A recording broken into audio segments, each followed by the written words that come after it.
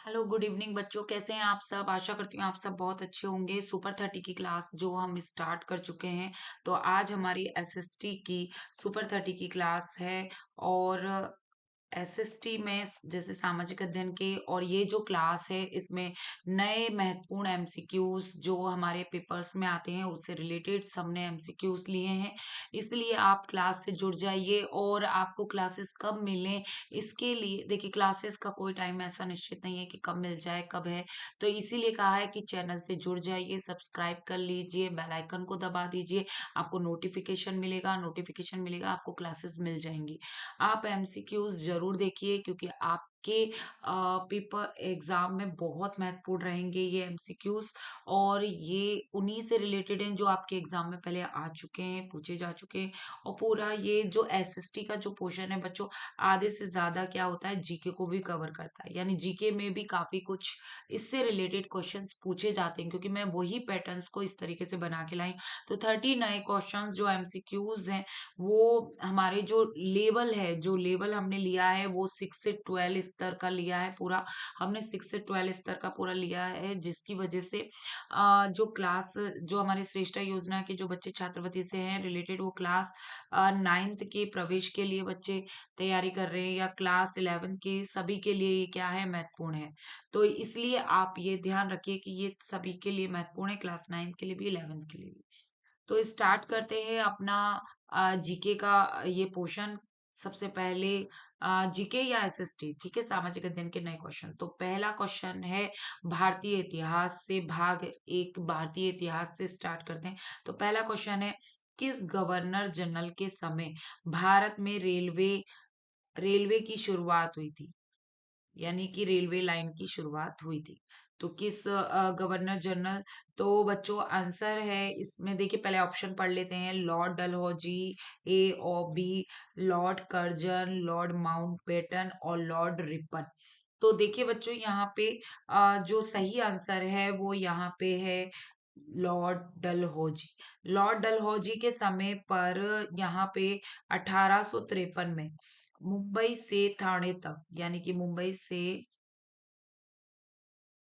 ठाणे तक क्या चली थी,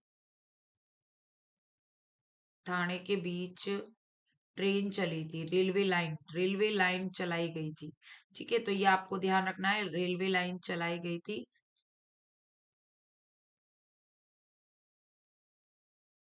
चलाई गई थी। और इस ये कब चलाई गई, लॉर्ड डलहौजी के कार्यकाल में चलाई गई थी। उन्होंने जो है, लॉर्ड डलहौजी ने यहाँ पे संचार के आधुनिक साधनों जैसे कि रेल, तार, जैसे अपन डाक भेजते हैं तो उसका साधन आदि आदि में भारत के लिए क्या दिया था, योगदान दिया था। आ, उनके मतलब भारत में ये सब चीजें कि रेल लाना और अपनी सूचनाओं को तार द्वारा पहुंचाना, तो ये जो जाता है मतलब लॉर्ड डलहौजी को ये मतलब योगदान के लिए श्रेय जाता है। देखिए कर्जन, लॉर्ड माउंटबेटन और लॉर्ड रिपन, ये जो उत्तर है, ये जो उत्तर है वो क्या है, रॉन्ग है। पर क्यों रॉन्ग है, तो देखिए लॉर्ड कर्जन जो है वो 1899 से 1905 में भारत के क्या रहे थे, गवर्नर जनरल। मैं यहाँ पे जस्ट ब्लैक पेन से यहाँ पे लिख देती हूँ, इसको मिटा देती हूँ जो मैंने आपको यहाँ पे समझा दिया। मैं यहाँ पे लॉर्ड कर्जन के बारे में बताती हूँ कि लॉर्ड कर्जन जो हैं वो 1899 से 1905 तक क्या रहे थे, भारत के गवर्नर जनरल रहे थे। और इन्होंने बंगाल के विभाजन कराया था, बंगाल का विभाजन करने में इनका सहयोग था लॉर्ड कर्जन का। और इन्होंने रेलवे लाइन नहीं शुरुआत की, तो इसी वजह से ये क्या है, विभाजन, बंगाल विभाजन कराया। ये आप थोड़ा सा ध्यान रखेंगे, कब कब रहे हैं गवर्नर जनरल, अगर क्वेश्चन आ जाए तो आप ध्यान रखेंगे। ठीक है। और लॉर्ड माउंटबेटन ये भारत के अंतिम वायसराय थे। ये भारत के अंतिम वायसराय, इसका ध्यान रखेंगे कि अंतिम वायसराय कौन था। क्वेश्चन आ चुका है, ये पूछा जा चुका है। देखिए मैं यहाँ पे स्टार लगा देती हूँ, क्योंकि ये क्वेश्चन क्या होते हैं, पेपरों में भी, कई पेपरों में पूछ लिया जाता है। तो भारत के अंतिम वायसराय लॉर्ड माउंटबेटन थे। और इनके समय स्वतंत्रता की क्या हुई थी, स्वतंत्र है ना एकदम। तो स्वतंत्रता के समय नियुक्त हुए थे ये, स्वतंत्रता मतलब स्वतंत्रता इनके टाइम पर हुई। तो ये भी आप ध्यान रखिए, ऐसे क्वेश्चन पूछा जा सकता है कि स्वतंत्रता, के स्वतंत्रता के समय कौन मतलब वायसराय था, भारत का वायसराय था। तो ये इस तरीके से भी क्वेश्चन आ सकता है। तो आप ध्यान रखेंगे स्वतंत्रता के समय थे लॉर्ड माउंटबेटन। और लॉर्ड रिपन ये स्थानीय स्वशासन में बढ़ावा दिया था। इन्होंने स्थानीय स्वशासन से रिलेटेड है, स्थानीय स्वशासन, इस पे बढ़ावा दिया था। तो इनको उसका श्रेय जाता है। तो ये आपको समझ में आ गया होगा।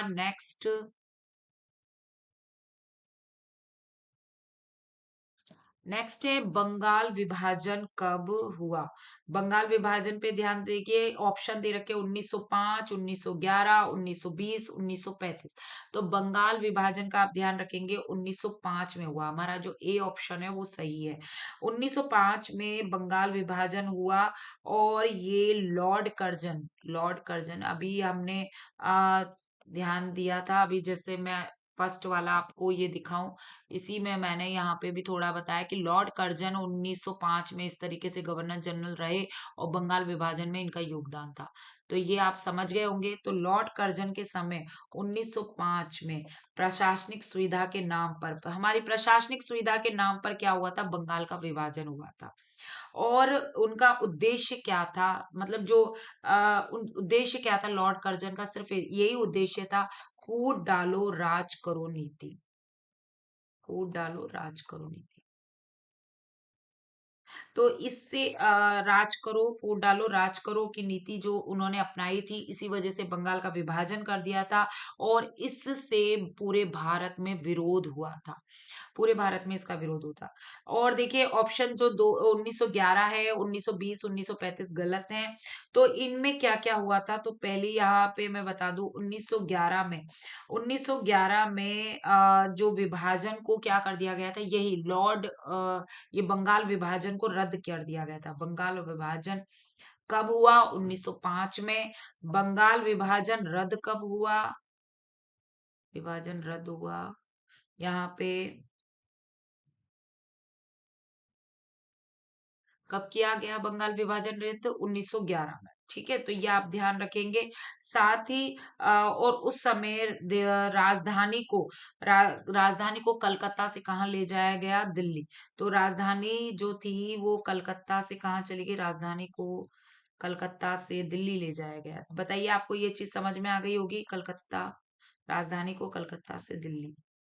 ठीक है। और 1920 में क्या हुआ, तो 1920 में असहयोग आंदोलन चला। 1920 में क्या चला बच्चों, असहयोग आंदोलन। तो असहयोग आंदोलन का ध्यान रखेंगे, असहयोग आंदोलन 1920 में। और 1935 में भारत शासन अधिनियम आया था, पारित हुआ था। तो 1920 का भी मैं बता दूं, यहाँ पे भारत शासन अधिनियम, यहाँ मैं थोड़ा इसको इनको मिटा देती हूँ मैं यहाँ पे, क्योंकि इनका बता चुकी हूँ मैं आपको। तो मैं यहाँ पे 1935 का और बता देती हूँ, भारत शासन। क्योंकि देखिए काफी विस्तार से चीजों को मैं बता रही हूँ, कुछ भी क्वेश्चंस आपसे पूछा जाए तो आप इन चीजों का क्या करेंगे, थोड़ा ध्यान रखेंगे।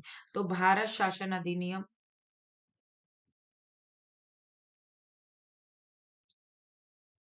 1935। और ये इसलिए महत्वपूर्ण है क्योंकि हमने भी ज्यादातर अपने संविधान में इसी से ही क्या है, 1935 के ही जो अधिनियम पारित हुआ था उसी से ही काफी सारे क्या लिए गए हैं, संविधान में काफी सारे जो कानून है या ज्यादातर जो अनुच्छेद, ज्यादातर चीजें जो हमने ली गई हैं, जोड़ी हैं अपने संविधान में, 1935 से जोड़ी गई है। तो इसको एक प्रकार का ब्लूप्रिंट भी बोलते हैं अपने।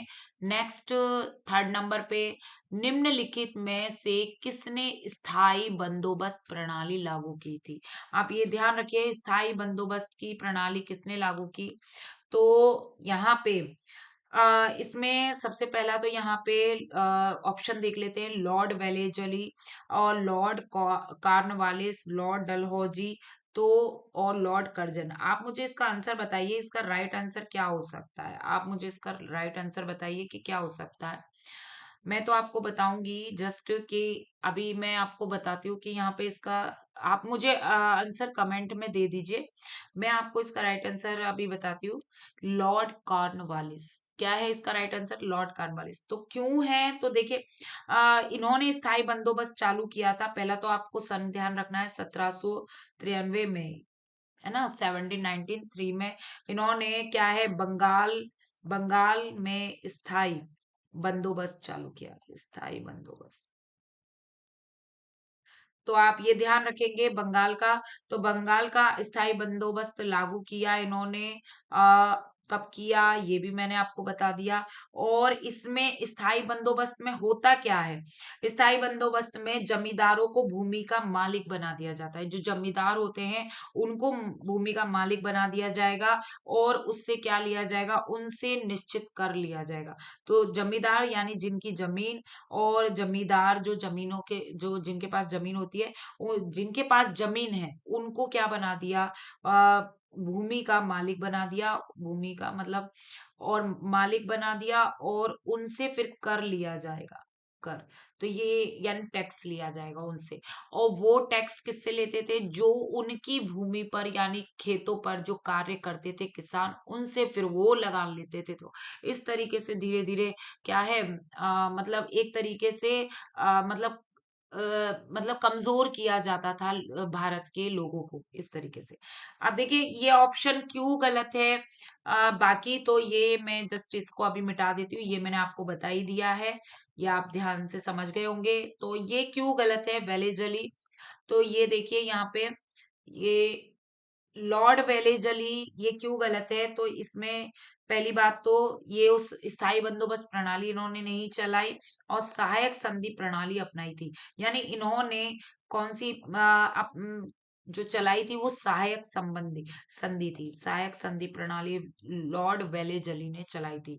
यानी कि हम आपकी सहायता करेंगे, राजा महाराजाओं को वो दिया जाता था कि सहायता करेंगे, उसके बदले में आप हमारी इच्छा पूर्ति करेंगे, यानी हम जो आपसे कहेंगे वो आपको मानना है। तो आप ये समझ गए होंगे, इसको सहायक संधि बोलते हैं। और लॉर्ड डलहौजी, अभी हमने जस्ट पढ़ा है कि इन्हें रेलवे और तार यानी डाक के लिए, डाक प्रणाली और रेलवे ये लाए थे, ये लागू। और लॉर्ड कर्जन के बारे में भी जस्ट अभी बताया है, बंगाल विभाजन में प्रसिद्ध है इनके टाइम का। तो आप ये चीजें थोड़ा सा क्या रखेंगे, ध्यान रखेंगे। ठीक है, तो नेक्स्ट 4 नंबर, भारत माता की जय नारा किसने दिया? जल्दी से आप बताइए इसका आंसर, आपको पता है? बताइए, भारत माता की जय। आपको कुछ पता हो, जैसे हम देखिए मैं एक चीज बताऊं, हमारा जो राष्ट्रीय गान है वो राष्ट्रीय गान है, और राष्ट्रीय गीत, तो राष्ट्रीय गान जनगण मन है, ठीक है। और राष्ट्रीय गीत जो है वो हमारा वंदे मातरम है। मैं आपको हिंट ही दे रही हूँ, इसलिए आपको बता रही हूँ। तो आप देखते होंगे कि आपने ये मतलब पढ़ा है कि जनगण मन जो गाना है राष्ट्रीय गान, वो रविंद्रनाथ टैगोर जी ने लिखा है। ठीक है, तो रविंद्रनाथ टैगोर जी ने। और बाद में हम एक नारा देते हैं, जो भारत माता की जय, एकदम नारा देते हैं। तो वो नारा जो है, जो वंदे मातरम जिन्होंने लिखा है, वंदे मातरम गीत किसने लिखा है? बंकिम चटर्जी ने, बंकिम चंद्र चट्टोपाध्याय जी ने। ठीक है, तो बंकिम चंद्र चट्टोपाध्याय जी ने ये नारा लिखा, मतलब ये नारा भी लिखा और ये वंदे मातरम गीत भी लिखा। तो हमारा जो राइट आंसर है वो बच्चों यही है, बंकिम चंद्र चट्टोपाध्याय। ठीक है, तो वंदे मातरम गीत लिखा, उनकी जो रचना थी वो आनंद मठ थी। ये भी थोड़ा सा ध्यान रखेंगे, आनंद मठ। ठीक है, तो वंदे मातरम गीत उन्होंने लिखा है आनंद मठ से। और वहीं पर उन्होंने ही ये, जिसमें उन्होंने भारत को माता का रूप दिया, और उनकी भावना से मतलब जो नारा है उन्हीं का प्रसिद्ध है, भारत माता की जय। और देखिए बाकी ऑप्शन जो महात्मा गांधी है उनका नारा आपको ध्यान रखना है, करो या मरो। बाल गंगाधर तिलक का नारा आपको ध्यान रखना है, स्वराज्य मेरा जन्मसिद्ध अधिकार है। ठीक है, तो ये क्वेश्चन पूछ लिया जाता है, जन्मसिद्ध अधिकार है। और स्वामी विवेकानंद जी का नारा आपको ध्यान रखना है। पहली बात तो इनके नारे ऐसे ज्यादा प्रसिद्ध नहीं है, बस इनका ये है कि ये क्या थे, आध्यात्मिक थे, स्वामी विवेकानंद जी। और इन्होंने सांस्कृतिक जागरण पर क्या दिया था, जोर दिया था। आध्यात्मिक और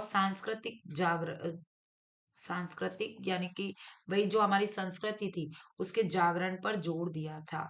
तो ये मैंने आपको बता दिया, और तीनों ऑप्शंस का भी रिलेशन बताया। अगर इनसे संबंधित कोई क्वेश्चन आ जाए, चाहे करो या मरो से रिलेटेड आ जाए या कोई और उससे आ जाए, तो आप इसको कर सकते हैं। ये क्वेश्चन नेक्स्ट है, जलियांवाला बाग हत्याकांड। इसके बारे में हम पहले भी जो हमारी एमसीक्यूज थी उसके में चर्चा कर चुके थे। तो जलियांवाला हत्याकांड कब हुआ था ये आपको ध्यान रखना है। जैसे ऑप्शन में यहाँ पढ़ देती हूँ। ए ऑप्शन है 1917, बी ऑप्शन है 1919, सी ऑप्शन है 1921, डी ऑप्शन है 1925। तो देखो बच्चों, इसका राइट आंसर है 1919। 1919। यहाँ पर 13 अप्रैल, कभी कभी डेट भी आ जाती है तो इसलिए थोड़ा सा ध्यान रखेंगे। 13 अप्रैल 1919 को अमृतसर में कहा हुआ, अमृतसर में जलियांवाला बाग कांड हुआ। जलियांवाला बाग, इसमें क्या हुआ था ये थोड़ा सा मैं बता दूं अगर क्वेश्चन इससे भी रिलेटेड आ जाए। जनरल डायर, ठीक है, तो जनरल डायर ने जो वहां पे सभा हो रही थी, लोग सभा कर रहे थे, मतलब इस तरीके से शांति शांति रूप से एक सभा चल रही थी। लोग एक दूसरे से अपनी विचारधाराएं स्पष्ट कर रहे थे, वो कर रहे थे। और अंग्रेजों को ऐसा लगा कि भाई ये कहीं ना कहीं हमारे लिए क्या है, हमारे खिलाफ साजिश रच रहे हैं। तो उन्होंने क्या कर दिया, पूरा जो ये जलियांवाला बाग था वहां के दरवाजे पूरे बंद कर दिए चारों तरफ के। और वहां उस बाग में बच्चे भी थे और महिलाएं भी थी, और वो उन्होंने किसी को नहीं देखा, सब पे अंधाधुंध गोली बारूद चला दी। तो 1000 से ज्यादा लोगों की वो उस टाइम पर हत्या हुई। और उस हत्या को ही यहाँ पे ये जो सैकड़ों लोग, मतलब कई लोग मारे गए, मतलब सैकड़ों लोग मारे जाने के लिए वो इसलिए प्रसिद्ध है, जलियांवाला बाग हत्याकांड। ठीक है, तो ये घटना जो है जनरल डायर के द्वारा, तो ये घटना रॉलेट एक्ट के विरुद्ध में एकत्र जनसभा के दौरान हुई। यानी रॉलेट एक्ट जो था उसका विरोध, जो रॉलेट एक्ट, मतलब अंग्रेजों ने ये समझा कि रॉलेट एक्ट के विरुद्ध क्या हो रहा है यहाँ पे, जन आंदोलन हो रहा होगा। पर लेकिन जन आंदोलन नहीं था वो, इस तरीके से वो एक जनसभा थी, मतलब लोगों की एक जनसभा, आप आपस में बात करने के। और उनको लगा हमारे खिलाफ क्या है, साजिश रची जा रही है, तो सभी को क्या कर दिया गया, इस तरीके से मार दिया गया। तो रॉलेट एक्ट के विरुद्ध में एकत्र जो जनसभा हुई थी जलियांवाला बाग में, उनको ये हत्या की। तो ये आपको समझ में आ गया होगा। अगर इनसे रिलेटेड कोई भी क्वेश्चन पूछा जाता है तो आप कर सकते हैं। बात करते हैं 1917 में। तो 1917 का आपको ध्यान रखना है, क्वेश्चन आ सकता है, तो आप ध्यान रखेंगे। चंपारण 1917 का के लिए फेमस है, चंपारण सत्याग्रह के लिए। तब चंपारण सत्याग्रह हुआ था। और 1921 में क्या हुआ था तो मैं यहां बता देती हूँ, असहयोग आंदोलन। अभी बताया भी है, इससे पहले भी बताया है, असहयोग आंदोलन 1925 में। 1925 का आप थोड़ा सा यहाँ पे मैं बता देती हूँ, काकोरी काकोरी कांड का वर्ष है ये। काकोरी कांड पूछा जा चुका है, काकोरी कांड का वर्ष 1925। ठीक है, जीके का भी काफी सारे टॉपिक्स क्या हो रहे हैं बच्चों, कंप्लीट हो रहे हैं, तो ये आप ध्यान रखेंगे इस चीज को। और मैंने यहाँ पे 1921 भी बता दिया, असहयोग आंदोलन ये भी पूछा जा चुका है पेपर में। ठीक है, तो 1919 भी पूछा जा चुका है। और 1917 चंपारण सत्याग्रह, कभी कभी मिलान करने के लिए भी आ जाते हैं, जैसे कि यहाँ पे संधि होते हैं और इस साइड में मिलान करने के लिए आ जाते हैं, क्योंकि सामने जो दिया गया होता है वो क्या होता है, जो मिलान करने के लिए जो जो सामने दिए गए होते हैं ऑप्शन, वो क्या होते हैं, उससे अलग होते हैं। तो इसी तरीके से उनमें मिलान करने के लिए भी हमारे क्या है, प्रश्न आ जाते हैं। इसलिए आपको चारों ऑप्शन के बारे में पता होना चाहिए। देखिए, अब भारतीय संविधान एवं राजनीति से कुछ क्वेश्चंस मैंने यहाँ पे ले लिए हैं। तो भारतीय संविधान से, यानी कि देखिए एसएसटी है, और मैंने पहले ही बोल लिया है कि काफी सारी चीजें जीके की भी कवर होंगी। तो संविधान और राजनीति से क्वेश्चन, 6 नंबर का हमारा क्वेश्चन, भारतीय संविधान सभा की पहली बैठक कब हुई थी? यानी जो भारतीय सभा बनाई गई थी, उसकी पहली बैठक आपको ध्यान रखनी है। ये आ, पेपर में है, और ये मतलब कॉपी उसमें है, आपकी बुक्स में है, संविधान वाला जो टॉपिक्स है उसमें। इसलिए मैंने कहा कि ये पूरा कवर हो रहा है अपना 6 to 12 लेवल तक का। तो आप ये ध्यान रखेंगे, ये काफी सारे कॉम्पिटिशनों में पूछी भी जा चुकी है ये प्रश्न। तो आपके भी आ सकता है, जीके से भी रिलेटेड है। तो आप ये ध्यान रखेंगे कि पहले मैं ऑप्शन पढ़ देती हूँ। ए ऑप्शन 9 दिसंबर 1946, बी है 26 जनवरी 1950, सी है 15 अगस्त 1947, डी है 26 नवंबर 1949। देखिए, पहली बात तो आप अगर ऑप्शन को गलत पे गलत करेंगे तो हम ये बताएंगे। पहले मैं राइट आंसर बता देती हूँ कि जो राइट आंसर है वो है 9 दिसंबर 1946। इस समय क्या हुई थी, प्रथम पहली ये संविधान सभा हुई थी। और इसमें एक चीज आप और ध्यान रखेंगे कि इस समय जो अस्थायी अध्यक्ष बनाए गए थे, ठीक है, बाद में क्या बनाए गए थे, स्थायी अध्यक्ष।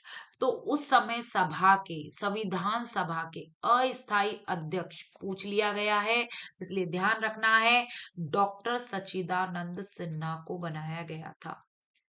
ये क्वेश्चन आ चुका है, इसलिए मैं यहाँ पे स्टार लगा देती हूँ, डॉक्टर सच्चिदानंद सिन्हा।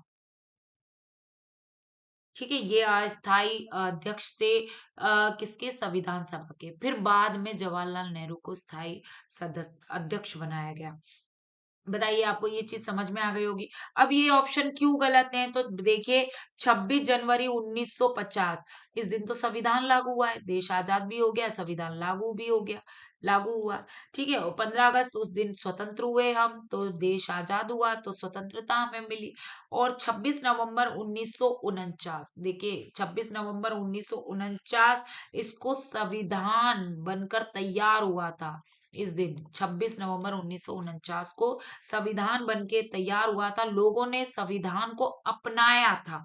समझ गए? तो संविधान को अपनाना का मतलब होता है संविधान अंगीकृत हुआ था, लोगों ने साइन किए थे संविधान के उस पे और संविधान अपनाया था, तो संविधान अंगीकृत किया था। ठीक है, तो ये आपको समझ में आ गया होगा। नेक्स्ट, 7 नंबर, मौलिक अधिकारों की कुल कितनी संख्या होती है? ये ऑप्शन, ये बहुत वो है, ये पहले पूछा जा चुका है। इसमें ऑप्शन दे रखे हैं 5, 6, 7, 8, और सही इसका राइट आंसर है 6। कितने होते हैं मौलिक अधिकारों की कुल संख्या? 6 होती है। देखिए, भारतीय संविधान में ले अगर मूलतः देखा जाए, मूलतः, ठीक है, मूलतः देखा जाए, अगर पूछा जाए मूलतः, तो 7 अधिकार हैं। कितने हैं? 7 अधिकार, मूलतः की बात कर रही हूँ। जिसमें फिर 1978 में, 1978 में 44वें संविधान, अगर जब संविधान मतलब लागू हुआ था उस टाइम पर अगर पूछा जाए मूलतः कितने अधिकार थे, तो 7। तो 44वें संविधान 1948 में, 44वें संशोधन के बाद, क्योंकि देखिए इससे भी क्वेश्चन पूछा जा सकता है, इसलिए मैं यहाँ बता रही हूँ।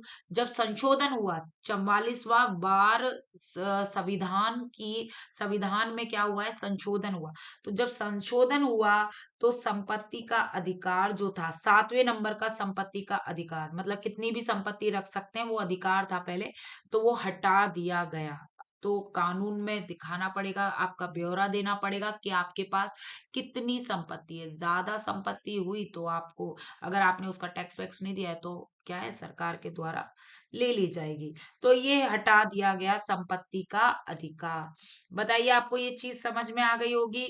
और इस वजह से 6 ही मौलिक अधिकार रह गए। ठीक है, तो ये आपको समझ में आ गया होगा, इसलिए 7 इसका आंसर सही नहीं है, इसका 6 है। क्योंकि आप पूछा गया है कि भारत के उसमें मौलिक अधिकार में कितनी संख्या है। अब नेक्स्ट हमारा है, भारत में प्रधानमंत्री की नियुक्ति कौन करता है? तो आप बताइए मुझे इसका आंसर कि भारत में प्रधानमंत्री की नियुक्ति कौन करता है? प्रधानमंत्री के लिए वोटिंग होती है? बताइए, होती है कि नहीं होती है? तो पर वो होती है, और नियुक्ति कौन करता है भाई? नियुक्ति पत्र यानी नियुक्ति करने के लिए उसको शपथ दिलाने के लिए कौन होता है? तो वो चीज है लोकसभा, राज्यसभा, राष्ट्रपति, उपराष्ट्रपति। तो इसका राइट आंसर है राष्ट्रपति। राष्ट्रपति क्या कराता है? नियुक्ति कराता है किसकी? प्रधानमंत्री की। और ये आपको थोड़ा ध्यान रखना है कि संविधान के अनुच्छेद 75 में, 75 के अनुसार, अनुच्छेद पूछ लिया जाता है तो कभी ये आ जाए, तो अनुच्छेद 75 के अनुसार प्रधानमंत्री की नियुक्ति राष्ट्रपति कराता है। ठीक है, तो और इसमें लोकसभा में बहुमत से आता है। मतलब वो जो प्रधानमंत्री होता है वो कौन होता है? वो लोकसभा, यानी कि भाई लोकसभा क्या है? जनता द्वारा चुनी जाने वाली लोग, जनता द्वारा जो चुने जाते हैं उसके लिए चुनाव होता है। तो लोकसभा में जिस व्यक्ति के लिए बहुत सारा क्या दिया गया है? बहुमत दिया गया है, बहुमत आया है, जिस दल के लिए बात हो रही है, दल, दल के लिए जिसके लिए लोगों ने बहुत सारा क्या दिया है? बहुमत दिया है, तो उसका जो नेता होता है, यानी जिस बनाया जाता है, वो नेता ही क्या बनता है? प्रधानमंत्री बनता है। तो बताइए, आपको ये चीज समझ में आ गई होगी। तो लोकसभा ऑप्शन सही नहीं है, उपराष्ट्रपति भी सही नहीं है, और राज्यसभा भी सही नहीं है। तो ये आप समझ गए होंगे। जो उपराष्ट्रपति है भाई, ये क्या कौन होता है? ये उपराष्ट्रपति ही राज्यसभा का, मैं यहाँ पे छोटी सी चीज बता देती हूँ, राज्यसभा का सभापति होता है। ठीक है, लोकसभा का सभापति, मतलब जो सभापति होता है वो स्पीकर होता है, लोक स्पीकर जो बोलते हैं ना। और जो उपराष्ट्रपति होता है वो राज्यसभा का सभापति होता है। तो बताइए, आपको ये चीज समझ में आ गई होगी। नेक्स्ट 9 नंबर पे थोड़ा जल्दी जल्दी कवर करते हैं, काफी चीजें लेट हो रहा है। तो देखिए, नेक्स्ट है, राज्यपाल का कार्यकाल कितना होता है? या ये क्वेश्चन पूछा जा चुका है, तो आपको ये थोड़ा ध्यान रखना है, सबके कार्यकाल थोड़ा सा ध्यान रखिए कि प्रधानमंत्री का कार्यकाल कितना होता है, राष्ट्रपति का कितना, या लोकसभा के सदस्यों का कार्यकाल कितना होता है। तो ये आपको ध्यान रखना है। राज्यपाल का कार्यकाल कितना होता है? 3 वर्ष, 4 वर्ष, 5 वर्ष, या 6 वर्ष? कौन सा होता है? 5 वर्ष। ज्यादातर, ज्यादातर जो कार्यकाल होता है वो 5 वर्ष का ही होता है। चाहे आप प्रधानमंत्री की बात करें, राष्ट्रपति, या किसी भी मंत्री की उसमें बात करें, तो उनका 5 वर्ष का ही कार्यकाल होता है। पर अगर बात करें लोकसभा के सदस्यों का, तो 5 वर्ष आएगा, यहाँ पे 5 वर्ष होता है। और अगर बात करें राज्यसभा, राज्यसभा के सदस्यों का, तो आपको ध्यान रखना है 6 वर्ष होता है। तो बताइए, आपको समझ में आ गया होगा। तो 5 वर्ष राष्ट्रपति, आ, जो राष्ट्रपति की इच्छा पर क्या नियुक्त किया जाता है, मतलब राष्ट्रपति नियुक्त करता है अपनी इच्छा अनुसार, ये आप भी थोड़ा ध्यान रखेंगे, राज्यपाल की। ठीक है, अपनी इच्छा से करता है। नेक्स्ट, भारत में सबसे बड़ा पंचायत स्तर कौन सा है? ये भी ध्यान रखना है, ये आपके क्वेश्चन से रिलेटेड है। तो भारत में सबसे बड़ा पंचायत स्तर कौन सा है? ऑप्शन देख लेते हैं, ग्राम पंचायत, पंचायत समिति, जिला परिषद, नगर पालिका। तो देखिए, ग्राम पंचायत जो गांव की पंचायत जो होती है उसकी बात हो रही है। और पंचायत समिति, न्याय पंचायत, जो देखिए ग्राम पंचायत से बड़ा यहाँ पे ग्राम पंचायत सबसे निचला स्तर है। ठीक है, अब उससे जो है मध्यम स्तर की जो बात की जाए, वो क्या है? पंचायत समिति। और फिर पंचायत समिति से भी ऊपर की बात की जाए, तो वो कौन होगी? जिला परिषद सबसे बड़ा जो है वो जिला परिषद। इस जो ऑप्शन है बड़ा पंचायत स्तर जिला परिषद, तो राइट आंसर भी क्या है, जिला परिषद। मैंने आपको बता दिया ग्राम पंचायत, पंचायत समिति, फिर उसके बाद जिला परिषद। तो नगर पालिका क्या है, नगर पालिका ये शहरी क्षेत्र के स्थानीय संस्था है, ये पंचायत नहीं है, ये क्या है, शहरी क्षेत्र जो होता है उसकी स्थानीय संस्था है, ये स्थानीय संस्था है शहरी क्षेत्र की। ये कोई भी पंचायत स्तर में नहीं आती है, ठीक है, तो पंचायत नहीं है। तो ये आपको समझ में आ गया होगा। नेक्स्ट 11 नंबर, भूगोल से रिलेटेड कुछ क्वेश्चंस तो बताइए। ये आपको अब तक 10 क्वेश्चंस, जो 5 क्वेश्चन इतिहास से, 5 क्वेश्चन आपके संविधान से, अब 5 क्वेश्चन आपके भूगोल से रिलेटेड है। तो भारत का दक्षिणतम बिंदु कौन सा है, 11 क्वेश्चन है, भारत का दक्षिणतम बिंदु।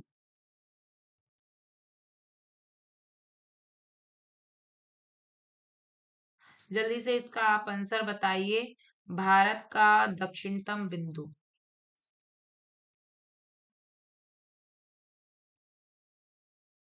जल्दी से इसका आंसर, भारत का दक्षिणतम बिंदु।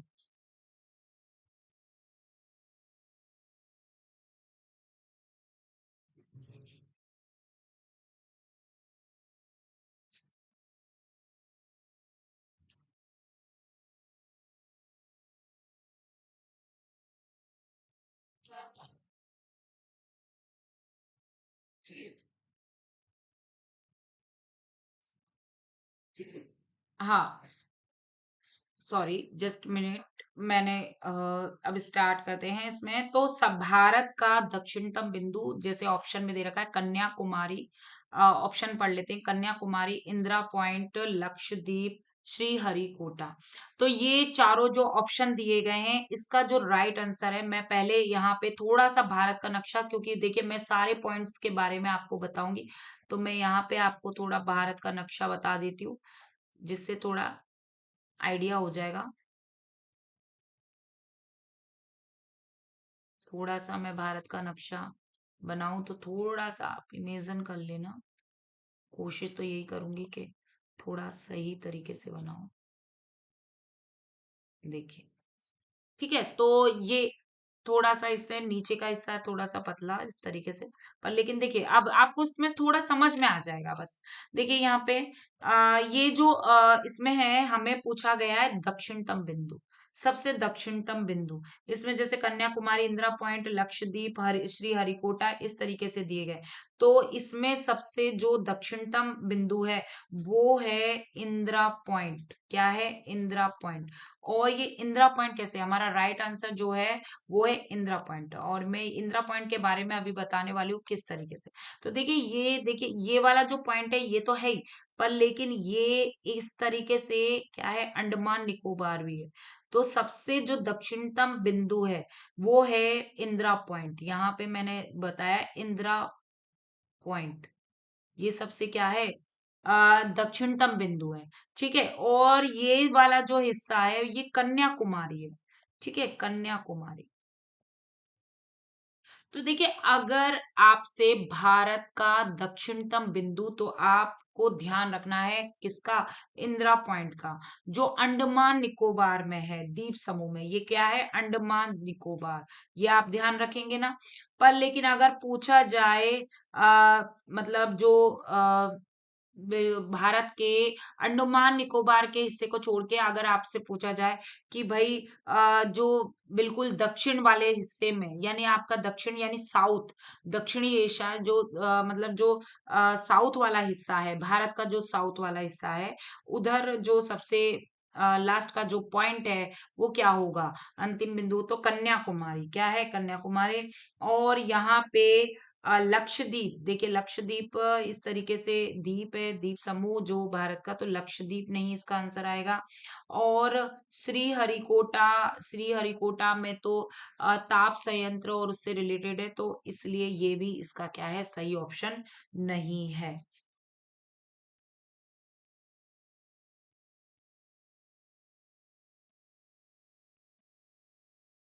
एक मिनट, जस्ट मिनट।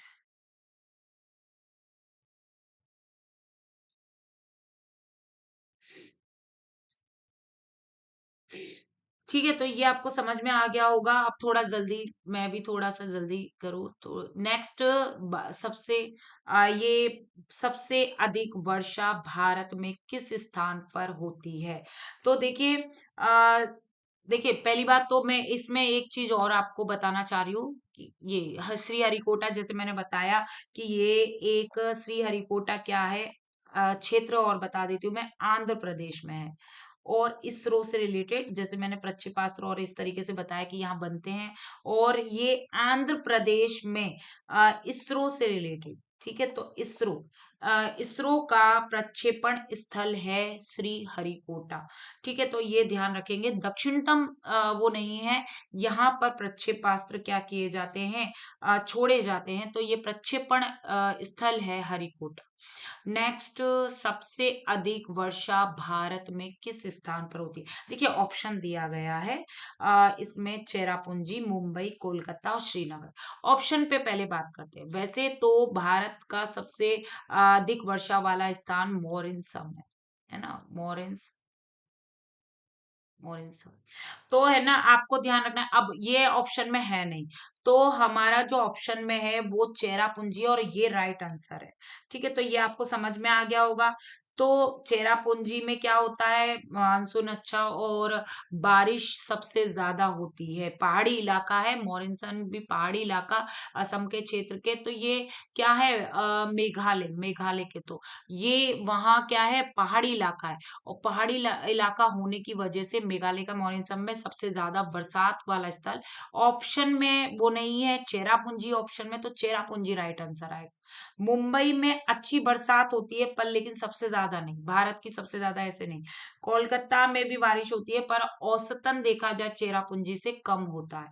श्रीनगर में शुष्क और ठंडा क्षेत्र है, ये कैसा ज्यादा शुष्क है और ठंडा क्षेत्र है, यहाँ पे बारिश थोड़ी कम होती है, ठीक है। तो ये आपको समझ में आ गया होगा। नेक्स्ट, 13 नंबर, भारत में काले मिट्टी क्षेत्र में कौन सी फसल अधिक होती है? काले मिट्टी वाले क्षेत्र यानी काली मिट्टी में कौन सी फसल अधिक होती है, ये आप थोड़ा सा ध्यान रखेंगे। काली मिट्टी का ऑप्शन दिए गए हैं, धान, गेहूं, कपास, मक्का। इसका जो राइट आंसर है वो है बच्चों कपास। कपास काली मिट्टी में उगाई जाती है। धान, ये चावल, चावल की बात की जा रही है। ऑप्शन क्यों गलत है मैं बताती हूँ। यहाँ पे देखिए, जो धान है वो क्या है, उसके लिए ज्यादा पानी की जरूरत होती है। जब हम इसको उगाते हैं तो पाले की जरूरत होती है, यानी एक तरीके से बोल सकते हैं ये जल प्रेमी फसल है। और ये कैसी फसल है, ये खरीफ की फसल है। और यानी कि इट्स मीन्स बारिश के मौसम में उगाई जाती है। ये बारिश के मौसम में उगाई जाती है, और ठंड के मौसम में क्या कर ली जाती है, काट ली जाती है, ठीक है। तो इस तरीके से ये जल प्रेमी फसल है, और ये ज्यादातर उपजाऊ या गंगा डेल्टा वाले क्षेत्रों पर उगाई जाती है। गेहूं, गेहूं के लिए दोमट मिट्टी की जरूरत है। किसकी जरूरत है, दोमट मिट्टी की, काली मिट्टी नहीं, दोमट मिट्टी की जरूरत है गेहूं के लिए। और गेहूं कैसी फसल है, रबी, रबी की फसल है, ठीक है। तो और मक्का, मक्का ये भी काली मिट्टी में हो सकता है, ठीक है, काली मिट्टी में। पर मैं आपको बता दूं, लाल मिट्टी प्रमुख जो है ना काली मिट्टी में, वो कपास है। लाल मिट्टी में भी मक्का उगता है, तो लाल मिट्टी के लिए जरूरत होती है मक्के के लिए, लाल मिट्टी में भी उगता है और काली मिट्टी में भी, आप ये ध्यान रखेंगे। पर प्रमुख रूप से अगर आ जाए तो सिर्फ कपास, ठीक है, कपास का ध्यान रखेंगे। नेक्स्ट, 14 नंबर, थोड़ा स्पीड थोड़ी सी तेज करते हैं। सतलज नदी का उद्गम स्थल कहाँ है? सतलज नदी जो नदी है भाई, कई नदियों के क्षेत्र पूछे जा सकते हैं, या दक्षिणावर्त नदी कौन सी है, या उत्तरी क्षेत्र में बहने वाली नदी, इस तरीके के क्वेश्चन जीके में आ जाते हैं। तो बच्चों इसका थोड़ा सा आप ध्यान रखेंगे। सतलज नदी का उद्गम स्थल कहाँ है? जल्दी से मुझे अगर ऑप्शन देखें तो इसके ऑप्शन में पड़े मानसरोवर, अमरकंटक, यमुनोत्री, गंगोत्री, ये ऑप्शन है। तो इसका जो आंसर है, राइट आंसर मानसरोवर, सतलज नदी का उद्गम स्थल मानसरोवर है। और अमरकंटक, अमरकंटक यहाँ नर्मदा नदी, नर्मदा और सोन नदी का उद्गम है। अमरकंटक कहाँ का है, देखिए मैं यहाँ पे लिख रही हूँ नर्मदा नदी, एमपी की नदी, नर्मदा नदी और सोन नदी, इनका उद्गम स्थल कहाँ है? अमरकंटक। यमुनोत्री, यमुनोत्री जो उद्गम स्थल है वो यमुना नदी का, यमुना नदी का स्रोत है। ठीक है, गंगोत्री गंगा नदी का उद्गम स्थल है। तो बताइए आपको ये चीज समझ में आ गई होगी। और सतलज नदी का उद्गम स्थल मानसरोवर। नेक्स्ट, थार मरुस्थल किस राज्य में स्थित है? ये तो आप बताइए, ये क्वेश्चन तो बहुत सरल भी है और आपको याद भी रहना चाहिए। मैं स्टार लगाती हूँ। ये क्वेश्चन पूछा गया है वैसे तो मुझे अभी इसका आइडिया नहीं है, पर लेकिन ये पूछ लिया जाएगा। ये सरल भी है, सरल है भाई। थार मरुस्थल कहाँ का है? मरुस्थल एरिया कौन सा है भाई? गर्मी वाला मरुस्थल एरिया कहाँ का है? तो देखिए ऑप्शन दे रखा है मध्य प्रदेश, गुजरात, राजस्थान, पंजाब। आप जानते हैं राइट आंसर क्या है? राजस्थान, बिल्कुल। राजस्थान क्या है? थार मरुस्थल कहाँ है? राजस्थान वाले इलाके में पाया जाता है।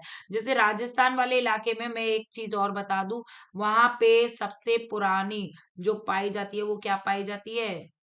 आ, इस तरीके से। तो सबसे पुरानी जो अरावली पर्वत श्रृंखला, अरावली पर्वत श्रृंखला पाई जाती है। और अरावली पर्वत श्रृंखला के कौन से भाग? पश्चिमी जो भाग है, पश्चिमी एरिया जो भारत का सबसे पश्चिमी एरिया, वो कैसा है? थार मरुस्थल से घिरा हुआ है। थार मरुस्थल उधर। ठीक है, तो ये आपको समझ में आ गया होगा। अब बात करते हैं जैसे मध्य प्रदेश, इसमें ऑप्शन दे रखा है तो यहाँ पर जंगल है और क्या है? पठार हैं। ठीक है, तो पठार व जंगल हैं, मरुस्थल नहीं है। अगर गुजरात की बात करें तो रेतीला क्षेत्र है पर थार मरुस्थल नहीं है। रेतीला क्षेत्र है वहां पे, पर लेकिन उसके क्षेत्र को थार थार मरुस्थल नहीं कहा जाता है। थार मरुस्थल राजस्थान के एरिया को कहा जाता है। पंजाब, पंजाब तो भाई पंजाब 5 नदियों पे बसा हुआ राज्य। तो ये 5 नदियों पे बसा है, तो यहाँ पे तो कृषि प्रधान है। ये तो पंजाब क्या है? कृषि प्रधान देश। बहुत वहां पे कृषि की जाती है, कृषि प्रधान देश। कृति सॉरी, राज्य, देश नहीं, राज्य, कृषि प्रधान है ये राज्य। ठीक है, तो 5 नदी पे बना हुआ है। अब नेक्स्ट जो भाग हमारा है अर्थशास्त्र, 16वां क्वेश्चन, भारत में मुद्रा की आपूर्ति को नियंत्रित कौन करता है? देखिए जीके में आ सकता है ये और हमारी सामाजिक अध्ययन में भी। तो मुद्रा आपूर्ति यानी जो हमारे पैसे होते हैं उसकी आपूर्ति, यानी कि जो कमी रह जाती है उसको नियंत्रित जो कौन करता है? तो पहले भी मैं इसके बारे में आपको बता चुकी हूँ, इसका क्वेश्चन आ चुका है। मैं ऑप्शन पढ़ देती हूँ, वित्त मंत्रालय, भारतीय रिजर्व बैंक, योजना आयोग और नाबार्ड। देखिए ध्यान रखिए, पैसों यानी मुद्रा से रिलेटेड कोई भी बात है तो भारतीय रिजर्व बैंक की बात हो रही है। किसकी? भारतीय रिजर्व बैंक। ठीक है, अब यहाँ पे वित्त मंत्रालय क्या करता है? वित्त मंत्रालय बजट देता है। क्या देता है? बजट। तो बजट का ध्यान रखा है, बजट बनाता है और मुद्रा पे नियंत्रण केवल आरबीआई करती है। ठीक है, योजना आयोग, योजना आयोग अभी तक क्या है? अस्तित्व में नहीं है। योजना आयोग को लागू नहीं किया गया है, अस्तित्व में नहीं है। नबार्ड का ध्यान रखेंगे क्योंकि ये क्वेश्चन अगर पूछ लिया जाए तो नबार्ड का ध्यान रखेंगे। नबार्ड क्या है? ये कृषि और ग्रामीण क्षेत्र की बैंकिंग से जुड़ा हुआ है। ठीक है, नबार्ड ग्रामीण क्षेत्र की जो बैंक होती है उनसे जुड़ा हुआ है। ठीक है, तो ये ध्यान रखेंगे। ये क्वेश्चन अगर इस तरीके से आ जाता है कि कृषि और ग्रामीण बैंकिंग से जुड़ा हुआ कौन है, ऑप्शन दिया गया जैसे 4 ऑप्शन, और कौन संबंधित है, तो आप ध्यान रखेंगे नबार्ड का। नेक्स्ट, 17 नंबर, गरीबी रेखा से जीवन यापन करने वाले, बीपीएल जो कार्ड्स वाले होते हैं, तो गरीबी रेखा से नीचे जीवन यापन करने वाले लोगों की पहचान किस आधार पर की जाती है? तो किस आधार पे की जाती है अगर वो गरीबी रेखा से है? तो देखिए क्वेश्चन दिया गया है शिक्षा स्तर, आय स्तर, रोजगार स्थिति, परिवार का आकार। तो मैं आपको पहले ही बता दूं, शिक्षा स्तर से किसी की आय का, जीवन यापन का नहीं वो किया जा सकता। रोजगार स्थिति, उसको रोजगार है कि नहीं है, अगर उसका रोजगार नहीं है तो वो खुद के रोजगार से या उससे चला रहा है, तो इससे भी नहीं। परिवार का आकार कितना भी बड़ा हो जाए तो उससे कोई फर्क नहीं पड़ता है, फर्क पड़ता है आय स्तर से। राइट आंसर है आय स्तर से। ठीक है, तो आप ध्यान रखेंगे शिक्षा का स्तर गरीबी की पहचान के मापदंड नहीं करता है। रोजगार स्थिति ये भी कोई गरीबी योगदान को मापदंड नहीं करती है। कभी कभी रोजगार मिल जाता है छोटा मोटा, फिर भी इतना आय नहीं होती कि वो पूरे साल भर का इतना कमा सके कि अपने पूरे परिवार को क्या कर सके, उसका जीवन यापन अच्छे से कर सके। परिवार का आकार गरीबी को प्रभावित करता है, गरीब हो जाते हैं, हाँ भाई, परिवार का आकार बहुत ज्यादा होगा तो गरीब हो सकते हैं, पर लेकिन ये मुख्य मापदंड नहीं है किसका, गरीबी रेखा से नीचे जीवन यापन करने वालों का। ठीक है, तो ये नेक्स्ट, 18वां भारतीय योजना आयोग की जगह किस संस्था ने ली? तो भारतीय योजना आयोग, क्योंकि योजना आयोग इस उसमें नहीं आया, ये मैंने अभी आपको बताया, तो किसने ले ली है? अब ये योजना आयोग मतलब लागू नहीं हो पाई, इतना चल नहीं, तो किसने ले ली ये? तो ये थोड़ा सा ध्यान रखेंगे इस जगह पर किसने इसकी ले लिए। तो ऑप्शन दे रखा है नीति आयोग, वित्त आयोग, ग्रामीण विकास मंत्रालय, आर्थिक सर्वेक्षण बोर्ड। तो पहले ये तीनों तो हैं, और जो ली है जगह वो लिए नीति आयोग ने, यानी अब योजना आयोग नहीं है, अब क्या है, नीति आयोग है। बताइए, आपको समझ में आ गया? वित्त आयोग क्या करता है? वही बजट को करने के लिए, तो करों करों जो यानी कि जो टैक्स होते हैं तो करों के बंटवारे से संबंधित है। ठीक है, यहाँ पे ये भी एक चीज लिख देती हूँ, करों के बंटवारे से संबंधित क्या है, वित्त आयोग। ग्रामीण विकास मंत्रालय जो करता है वो विकास की योजनाएं, गांव वासियों के विकास की योजनाएं लागू करता है, ग्रामीण विकास मंत्रालय। ठीक है, तो ये है विकास योजनाएं लागू करने वाला। और आर्थिक सर्वेक्षण बोर्ड, ये एक कोई स्वतंत्र संस्था नहीं है, यानी ये अपना कार्य स्वतंत्र नहीं होके करती है, ये आर्थिक सर्वेक्षण करती है। क्या करती है? परिवार को और उन लोगों का क्या करती है, आर्थिक, यानी जो आर्थिक रूप से वो किस तरीके से मतलब सुदृढ़ है कि नहीं, इस तरीके का सर्वेक्षण ये बोर्ड करता है। ये स्वतंत्र संस्था नहीं है, ये आप ध्यान रखेंगे। ठीक है, तो ये मैंने आपको बता दिया। नेक्स्ट 19 यानी 19वां नंबर, मेक इन इंडिया कार्यक्रम किससे संबंधित है? मेक इन इंडिया, तो मेक इन इंडिया यानी कि भारत में, मेक माने होता है भारत में निर्माण किया जाए, निर्माण से संबंधित। देखिए मैंने ही बोल दिया उसका सही आंसर। तो देखिए ऑप्शन देख लेते, कृषि, निर्यात, निर्माण, आयात। तो अभी मैंने जस्ट बोला इसका राइट आंसर है निर्माण से संबंधित है, कि इंडिया में बना हुआ, कोई इंडिया में बनी हुई है चीज तो उस पर लिख जाएगा make in India.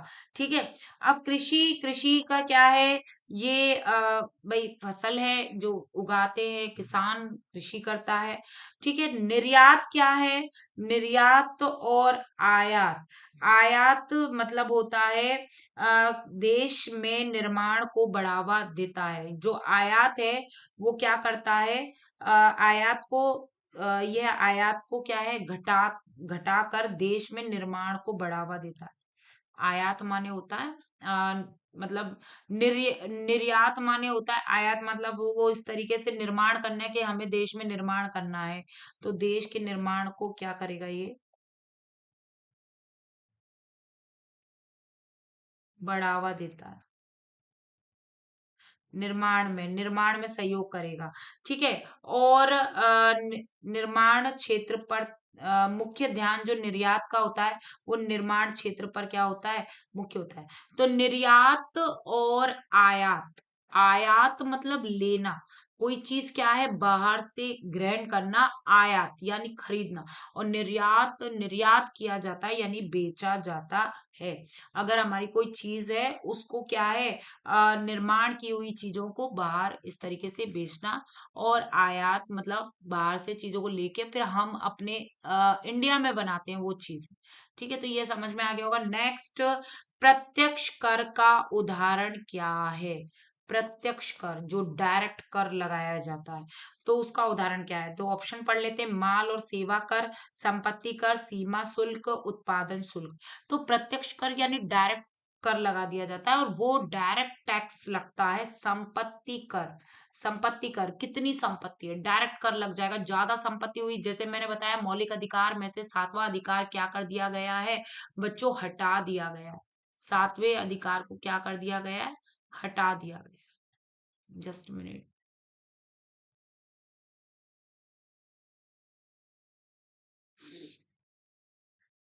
1 minute.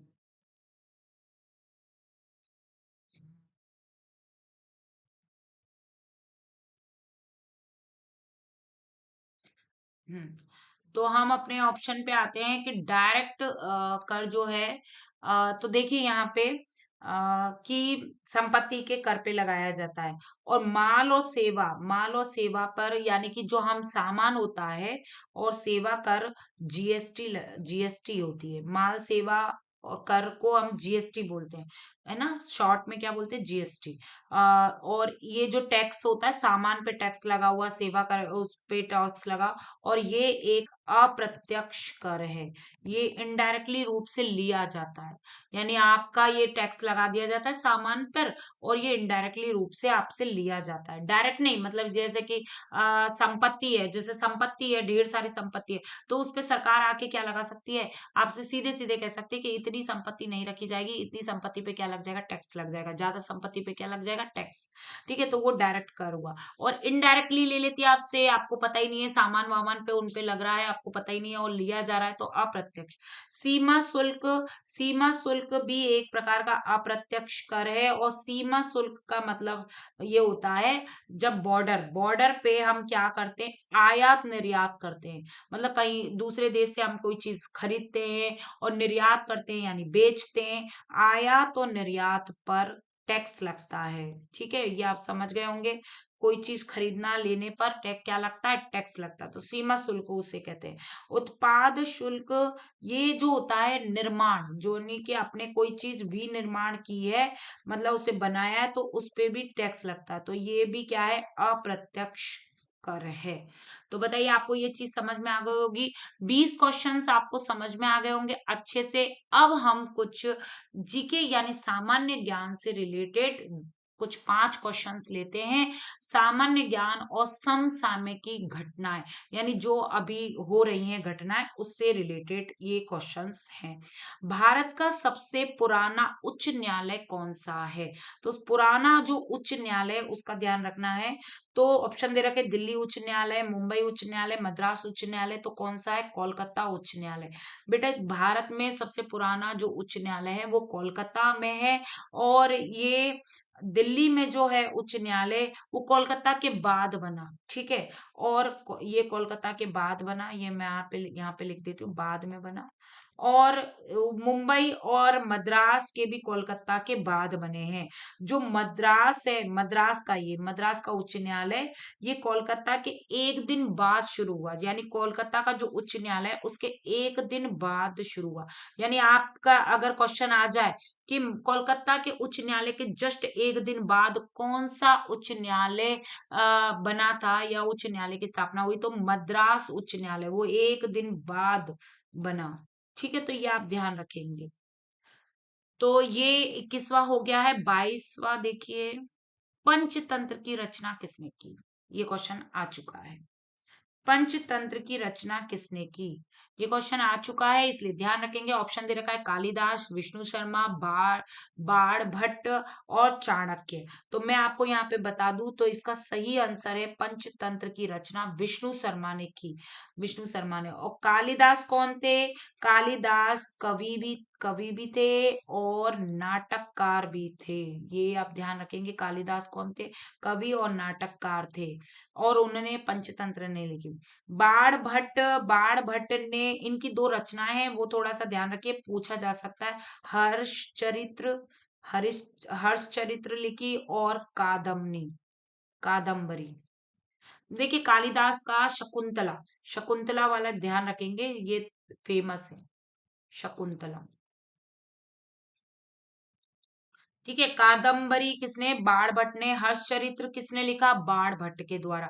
Harshacharita, ठीक है, ये क्वेश्चन पूछा जा चुका है, हर्षचरित्र वाला बाण भट्ट द्वारा लिखा गया। चाणक्य ने क्या लिखी? चाणक्य ने राजनीति के बारे में, कैसे हम राज्य करें, कैसे हम उस पे राज्य कर सकते, तो वो लिखा अपने अर्थशास्त्र में, यानी अपनी जो पुस्तक है उसमें, अर्थशास्त्र में। तो बताइए, ये आपको समझ में आ गया होगा। नेक्स्ट 23 नंबर, भारत में किस दिन को संविधान दिवस के रूप में मनाया जाता है? देखिए ये है ना, मैं पहले इससे पहले के जो क्वेश्चंस हैं उसमें ऑप्शन आया था और उसमें समझाया था। तो संविधान दिवस के रूप में मनाया जाता है, और पहले ऑप्शन बता देती हूँ: 15 अगस्त, 26 जनवरी, 26 नवंबर, 9 दिसंबर। तो इसका राइट आंसर है 26 नवंबर। संविधान को अंगीकृत किया गया था इस दिन, और इसलिए इसको संविधान दिवस के रूप में मनाते हैं। किसके रूप में मनाते हैं? संविधान दिवस के रूप में। 15 अगस्त 1947 को हमारा देश आजाद हुआ था। आजाद हुआ था, स्वतंत्रता मिली। 26 जनवरी 1950 को संविधान लागू हुआ था, और 9 दिसंबर को संविधान की पहली बैठक हुई थी। 9 दिसंबर संविधान सभा की पहली बैठक।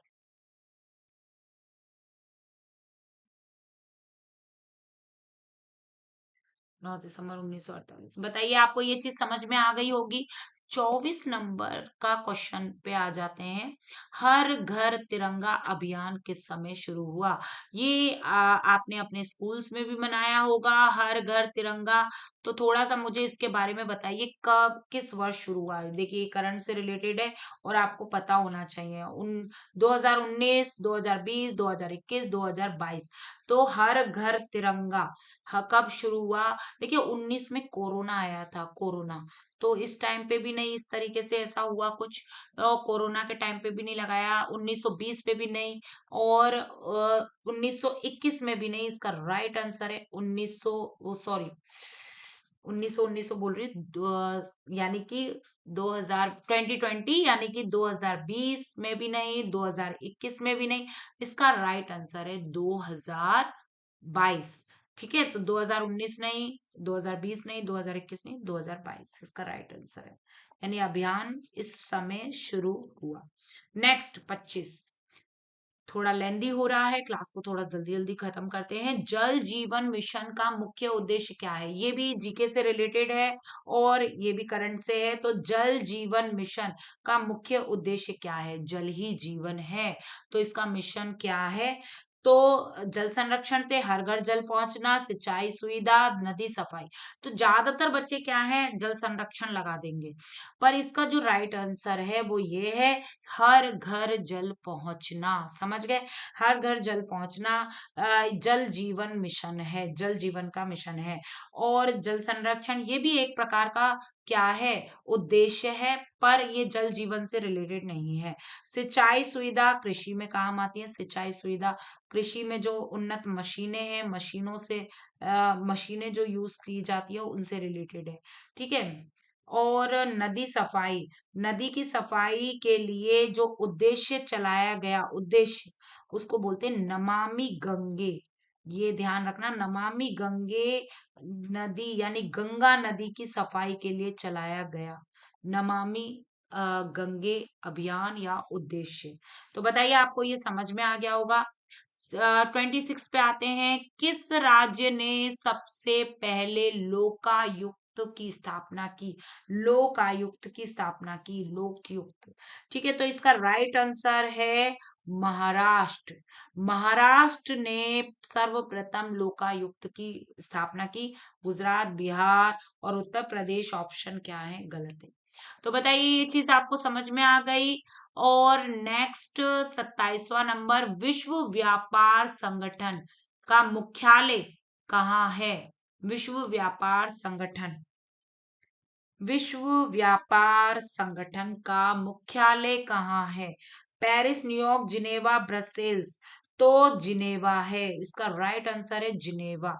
पेरिस, पेरिस किसका मुख्यालय है? ये यूनेस्को का है। ये देखिए, इसमें क्वेश्चन आ जाए तो आपको ध्यान रखना है, यूनेस्को का पेरिस क्या है, मुख्यालय।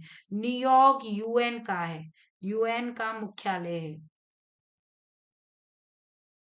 फुल फॉर्म आप देखना, तो इस तरीके से, क्योंकि यूनेस्को की भी फुल फॉर्म आप याद कर लेना, वो भी जीके से रिलेटेड क्वेश्चन पूछा जाता है।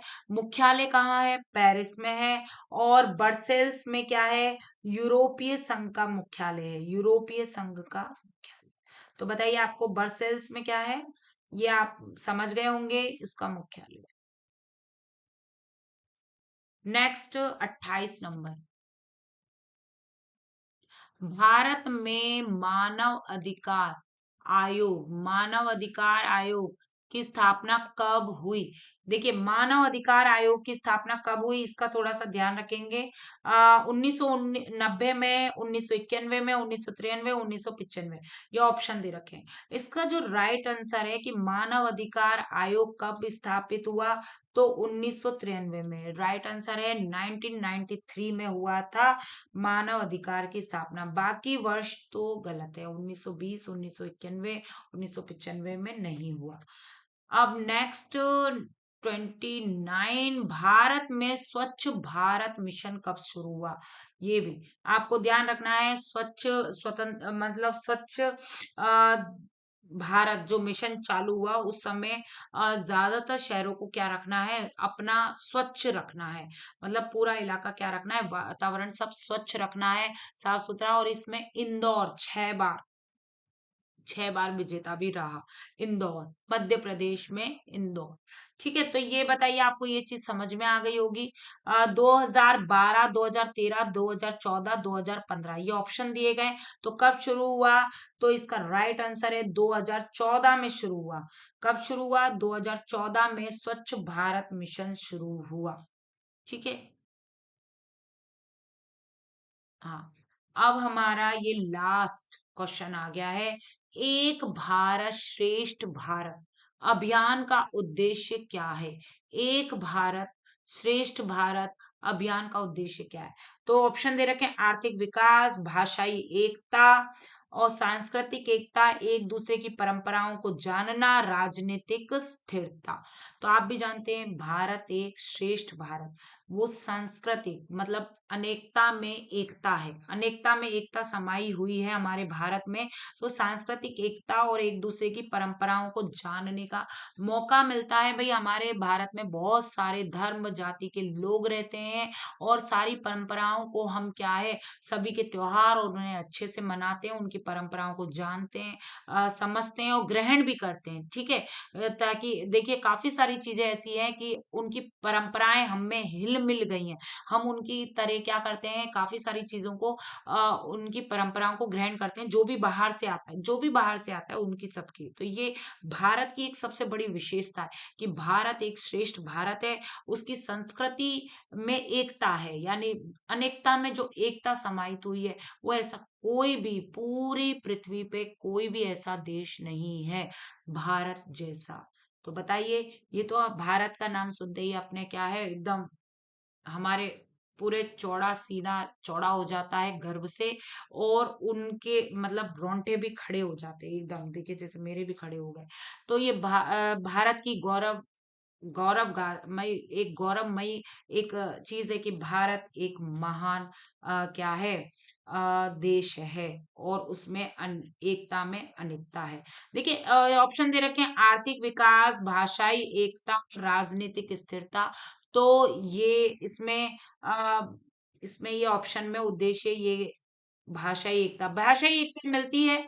आर्थिक विकास धीरे धीरे हो रहा है, पर लेकिन इससे रिलेटेड नहीं है, इस अभियान से रिलेटेड नहीं है। राजनीतिक स्थिरता ये भी इससे रिलेटेड नहीं है। ठीक है, ये इसका उद्देश्य नहीं है। तो ये आप ध्यान रखेंगे। ये हमारे 30 क्वेश्चन की सीरीज कंप्लीट हो चुकी है। 30 क्वेश्चंस की सीरीज क्या हो चुकी है, कंप्लीट हो चुकी है। तो आप सभी अच्छे से पढ़ाई करिए, सुपर 30s की क्लासेस देखते रहिए। और क्लास थोड़ी सी यही 1 घंटे तक की लगभग हो जाती है, 1 घंटे से ज्यादा की भी। ये 30 क्वेश्चंस में से चारों ऑप्शंस के बारे में बताया। आज की क्लास कैसी लगी ये भी आप कमेंट में करिए। और पूरा मुझे सब कुछ इसमें बताइए कि अगर कुछ भी थोड़ा बहुत लगता है आपको, जैसे एक आध हो जाता है थोड़ी बहुत गलती से, तो आप भी मुझे कमेंट करके बता सकते हैं, तब भी मैं। तो ये सारे की सारी तैयारी करिए, कहीं पर लिख लीजिए। ठीक है, और पढ़ते रहिए। श्रेष्ठता योजना के फॉर्म निकल आए हैं और आप तैयारी में जुट जाइए। 1 जून को पेपर है, तो हमें भी जल्दी जल्दी 1 जून तक काफी सारी की सुपर 30 की क्लासेस बनानी है। और हम काफी सारे क्वेश्चंस को क्या करेंगे, हल करेंगे। तो आज की क्लास यहीं पे समाप्त करते हैं। अपना ख्याल रखिए, पढ़ते रहिए। ओके बच्चों, थैंक यू।